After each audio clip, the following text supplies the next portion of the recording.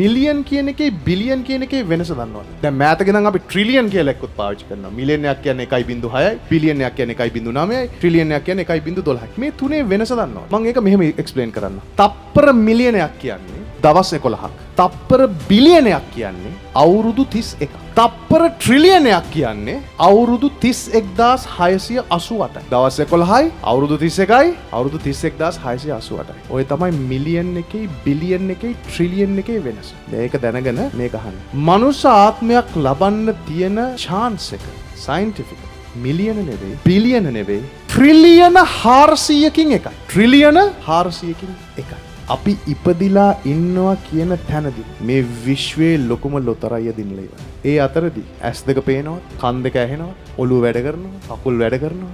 ඒ ප්‍රතිශතය ඊටත් අඩුයි. ඒ විතරක් නෙවෙයි. අපිට ඉපදෙන්න තිබ්බ අවුරුදු 200කට උඩදී, 500කට උඩදී, 1000කට උඩදී. මේ ලෝකේ ගොඩක් වෙනස්. ඊට අවුරුදු 200කට උඩදී අපි ඉපදුනාට කොච්චර සල්ලි තිබ්බා කිව්වත්, මොන දේවල් තියෙනවා කිව්වත්, අද මේ සාමාන්‍ය කෙනෙක්ට තියෙන පහසුකම් ඒ කාලේ හිටපු ධනවත්ම කෙනාටවත් නෑ. 1886 පළවෙනියට කාල් බෙන්ස් වාහනයක් නිෂ්පාදනය.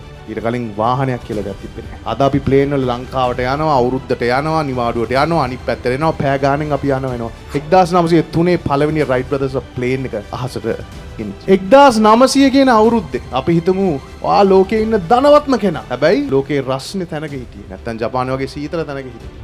1900 ඉපදලා ඒත් වැඩක් නැහැ. AC එකක කූල් එක මොකද්ද කියලා දන්නේ නැහැ. 1902 වෙනකන් ඒක හදලා තිබ්බේ. අපි පොඩි කාලේ අපේ අම්මලා අපිට ඉංග්‍රීසියෙන් උගන්වන්න ඕන කියලා හිතුවා. මෙයාලා ලෝකෙට යන්න නම් ඉංග්‍රීසි අවශ්‍යයි කියලා. ස්මාර්ට් ෆෝන් එකයි ඉන්ටර්නෙට් එකයි හින්දා අද ලෝකේ අපි ගාවට ඇවිල්ලා. මේකත් එක්ක කරන්න බැරිද යන්නේ. අද ඉස්සරටත් වඩා සෑහෙන ඔප්ෂන්ස් තියෙනවා. හින්දා ඒවා පාවිච්චි කරන්න හොඳට කල්පනා කරන්න මතක තියාගන්න අපි හරි වාසනාවන්තයි අද. මේ තියෙන ඇක්සස් එක හෙට උදේ පටන් ගන්න පුළුවන් ව්‍යාපාර තියෙනවා. බොහොම පොඩි කැපිටල් එකක්, පොඩි රිස්ක් එකක්.